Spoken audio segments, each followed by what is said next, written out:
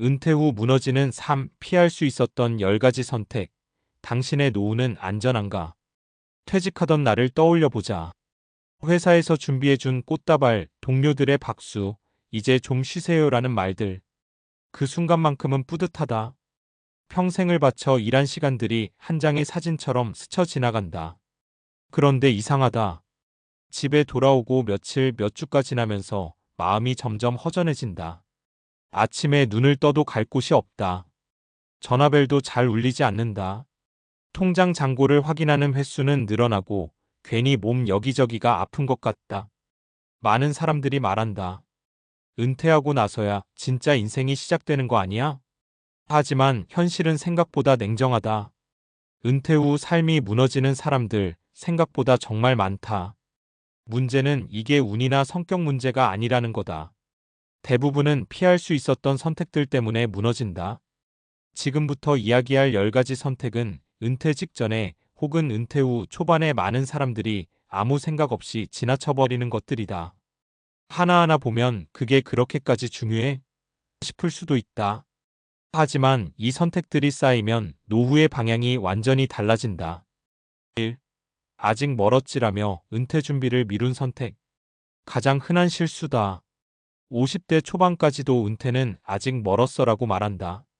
그러다 정작 은퇴가 눈앞에 오면 준비할 시간은 없다. 돈도 마음도 관계도. 사례 1.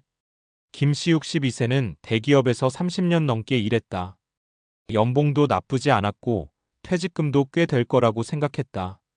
그런데 막상 계산해보니 생활비를 충당하기엔 빠듯했다. 더 큰 문제는 마음의 준비였다. 회사라는 울타리가 사라지자 하루가 너무 길고 불안했다. 그때 조금만 더 일찍 준비했어도. 이 말이 입버릇처럼 나왔다. 2. 돈만 준비하면 끝이라고 믿은 선택. 은퇴 준비 돈이라고 생각하는 사람이 정말 많다. 물론 돈은 중요하다. 하지만 돈만 있고 삶의 구조가 없는 은퇴는 오래 못 간다. 직장 다닐 땐 회사가 하루의 리듬을 만들어줬다. 은퇴 후엔 그걸 스스로 만들어야 한다. 취미, 공부, 봉사, 사람 관계. 이게 없으면 돈이 있어도 삶은 쉽게 무너진다. 3. 인간관계를 회사 안에만 묶어둔 선택. 퇴직과 동시에 연락이 끊기는 사람들이 있다. 회사에서만 관계를 만들었기 때문이다. 은퇴 후 외로움은 생각보다 위험하다. 우울감, 무기력 심하면 건강 문제까지 이어진다. 사례 2. 박씨 59세는 퇴직 후 집에만 있었다. 회사 사람들과는 자연스럽게 멀어졌고 동네엔 아는 사람이 없었다. 처음엔 쉬는 게 좋았는데 1년쯤 지나니 이유 없이 짜증이 늘고 잠도 잘 안 왔다. 병원에 갔더니 사회적 고립이 크다는 말을 들었다. 그제야 동호회에 나가기 시작했지만 적응하는데 꽤 시간이 걸렸다. 4. 배우자와의 관계를 방치한 선택. 은퇴 후 가장 많이 부딪히는 사람이 누구일까?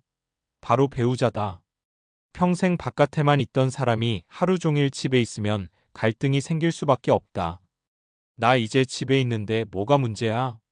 문제가 아니라 변화다. 이 변화에 대한 대화와 준비가 없으면 사소한 일로 싸움이 잦아진다. 5. 건강은 당연히 유지될 거라 믿은 선택. 은퇴 후 병원비가 가장 큰 부담이 될 수 있다. 문제는 많은 사람들이 건강을 관리할 수 있을 때 관리하지 않는다는 거다. 운동, 식습관, 정기검진. 다 알고 있지만 미룬다. 6. 뭐라도 하겠지라는 막연한 기대. 은퇴 후 계획을 물어보면 이런 대답을 자주 듣는다. 아직 모르겠어. 뭐 하다 보면 하게 되겠지. 하지만 현실은 다르다.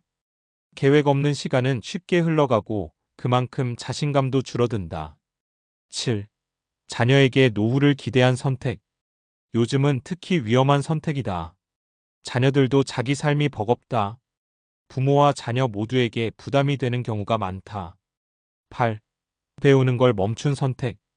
은퇴는 끝이 아니라 전환이다. 새로운 기술, 새로운 생각을 받아들이지 않으면 세상과의 간극이 빠르게 벌어진다. 9. 자존감을 직업에만 묶어둔 선택. 나는 회사 부장이었어.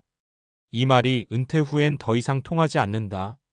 직함이 사라졌을 때 나 자신을 설명할 언어가 없다면 허무함은 커진다. 사례 3. 이씨 65세는 퇴직 후 자신을 소개할 때마다 예전 직함부터 말했다. 그런데 어느 순간 그 이야기를 들어주는 사람이 줄었다. 이후 사진을 배우기 시작했고 전시회에도 참여했다. 이제는 그냥 이씨가 아니라 사진 찍는 이씨가 된 것 같아요. 표정이 완전히 달라졌다. 10. 지금까지 잘 살아왔으니 앞으로도 괜찮겠지라는 안일함. 이 선택이 가장 위험하다. 과거의 성실함이 미래를 자동으로 보장해주지는 않는다. 은퇴 후 삶은 완전히 다른 게임이다. 마무리하며 은퇴 후 무너지는 삶은 갑자기 찾아오지 않는다. 조용히 서서히 우리가 했던 선택의 결과로 다가온다. 그리고 다행히도 이 선택들 대부분은 지금부터라도 바꿀 수 있다. 당신의 노후는 안전한가? 이 질문에 바로 답이 나오지 않는다면 그건 나쁜 신호가 아니라 준비할 시간은 아직 남아있다는 신호다. 왜 은퇴 후 삶은 이렇게 쉽게 무너질까? 뇌와 심리가 보내는 명확한 신호들.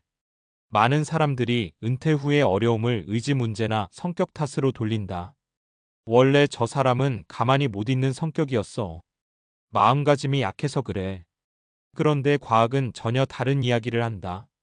은퇴 후 삶이 흔들리는 건 의지가 약해서가 아니라 인간의 뇌와 심리가 그렇게 설계되어 있기 때문이다.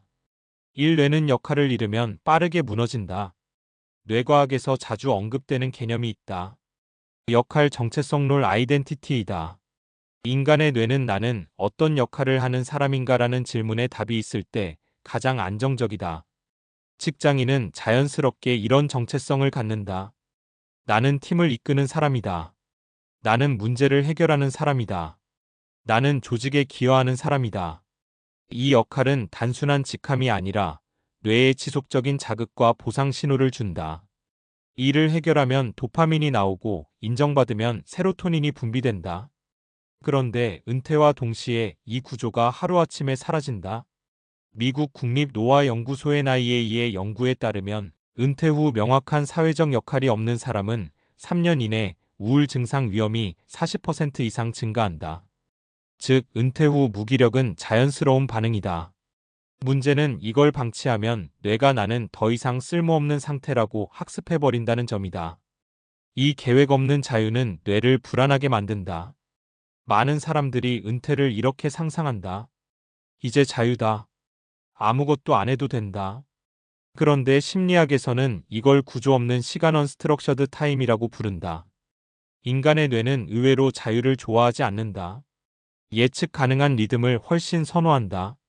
하버드 심리학 연구에 따르면 하루 일정이 불규칙한 노년층은 규칙적인 생활을 하는 사람보다 불안 수치가 평균 30% 이상 높았다. 왜냐하면 뇌는 끊임없이 묻기 때문이다. 지금 뭐 해야 하지? 오늘은 왜 이렇게 의미가 없지? 이 질문에 답이 없을수록 불안은 커진다.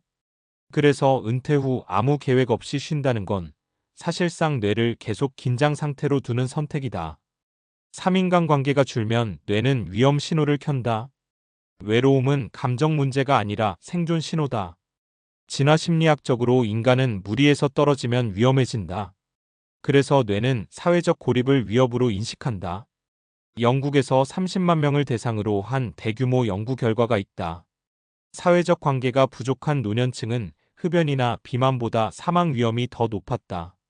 즉, 사람 만나는 게 귀찮아. 혼자가 편해. 이게 계속되면 뇌는 스트레스 호르몬인 코르티솔을 과도하게 분비한다. 이게 면역력 저하, 심혈관 질환, 기억력 저하로 이어진다. 은퇴 후 인간관계를 미리 넓혀두지 않으면 나중에는 만날 체력도 용기도 줄어든다. 사배우자와의 갈등은 성격이 아니라 환경 변화 때문이다. 은퇴 후 부부 갈등이 늘어나는 이유도 명확하다. 사회심리학에서는 이를 역할 충돌 컴플릭트이라고 부른다. 그동안 부부는 암묵적으로 역할을 나눴다. 한 사람은 바깥, 한 사람은 집 중심. 은퇴 후 이 균형이 무너지면 서로의 영역을 침범하게 된다. 문제는 대부분 이걸 대화로 조정하지 않는다는 거다. 연구 결과 은퇴 전 3년부터 부부 대화를 시작한 가정은 은퇴 후 만족도가 현저히 높았다. 반대로 아무 준비 없이 은퇴한 경우 갈등 발생 확률이 2배 이상 높았다. 5. 배움을 멈출수록 노화는 빨라진다. 노년학에서 가장 강조하는 개념 중 하나가 인지 예비력 카그니티브 리저브이다. 쉽게 말해 뇌가 얼마나 새로운 자극을 받아왔는가다. 새로운 것을 배우면 뇌는 실제로 신경 연결을 새로 만든다. 이게 치매와 인지 저하를 늦춘다. 캐나다 연구에 따르면 은퇴 후에도 학습 활동을 지속한 사람은 그렇지 않은 사람보다 인지 기능 저하 속도가 최대 46% 느렸다. 배움은 취미 이상의 의미를 가진다. 그건 뇌에게 아직 끝나지 않았다는 신호다. 결국 은퇴는 관리하지 않으면 위험한 전환기다. 정리하면 이렇다. 은퇴 후 삶이 무너지는 이유는 개인의 나약함이 아니다. 뇌는 역할을 원하고, 심리는 구조를 원하고, 몸은 관계와 자극을 원한다. 이걸 무시한 선택들이 쌓이면 삶은 자연스럽게 흔들린다. 하지만 반대로 말하면 역할을 만들고 구조를 설계하고 관계와 배움을 유지하면 노후는 충분히 안정될 수 있다. 은퇴는 끝이 아니다. 다만 아무 준비 없이 들어가면 위험한 구간일 뿐이다.